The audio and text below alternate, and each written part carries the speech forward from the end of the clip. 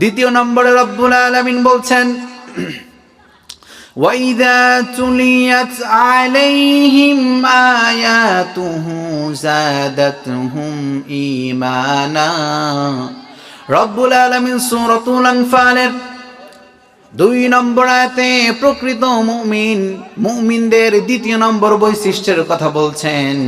দ্বিতীয় নম্বর বৈশিষ্ট্য হলো প্রকৃত মুত্তাকি হচ্ছে তারা যাদের সামনে কোরআনুল কারীম তেলাওয়াত করলে তাদের ঈমানটা বৃদ্ধি পায়। পড়েন সুবহানাল্লাহ। কোরআনুল কারীম যখন তেলাওয়াত করা হয় কেমন লাগে? আওয়াজ করে বলেন, ভালো লাগে তো? পৃথিবীর বুকে অনেক কিতাব আছে, বাইবেল আছে, রামায়ণ আছে, মহাভারত আছে, ত্রিপিটক আছে, সামপিটক আছে, নিউ টেস্টামেন্ট, ওল্ড টেস্টামেন্ট, জিন্দাবেস্তা, পৃথিবী কাঁপানো যতগুলো কিতাব আছে, এমন কোন একটি কিতাব আছে নাকি যেই কিতাবের একটি হরফ পড়লে কোরআন ব্যতীত অন্য কিতাবে একটা নেকি পাওয়া যাবে? আছে? পৃথিবীর যতগুলো বই আছে কোরআন ব্যতীত A to Z আপনি পড়েন, শুরু থেকে শেষ পর্যন্ত পড়েন, একটাও নেকি আপনার আমল নামায় কি যোগ হবে? আওয়াজ করে পড়েন, হবে।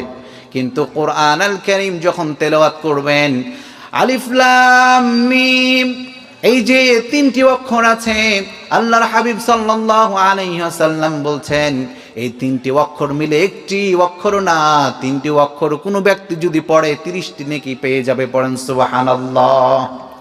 তাহলে কোরআন যখন আল্লাহর বান্দাদের সামনে তেলাওয়াত করা হয় তখন তাদের হৃদয়টা পরিতৃপ্ত হয়ে যায় এবং তাদের ঈমান বেড়ে যায়। পড়েন সুবহানাল্লাহ।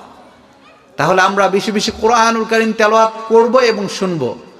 আজকে বাংলাদেশের অধিকাংশ মানুষ কোরআনুল কারীম তেলাওয়াত করতে জানে না, আবার যারা পারে তাদের কোরআনের অনেক সমস্যা, তেলাওয়াত করলে ভুল যতটুকু করে অনেক বেশি ভুল হয়ে যায়। আছে না নাই? আজকে আমরা স্কুলের মধ্যে বড় বড় ডিগ্রি নেই, কলেজের মধ্যে, ইউনিভার্সিটির মধ্যে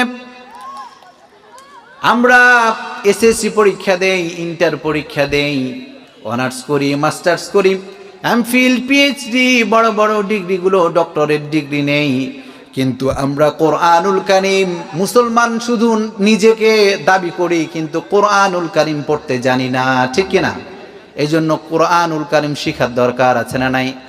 আল্লাহর কাছে কাল কিয়ামতের দিন অজুহাত দিয়ে কোনো লাভ হবে না। আল্লাহ সুবহানাহু ওয়া তাআলা যদি ধরে 40টা বছর, 50টি বছর, 60টি বছর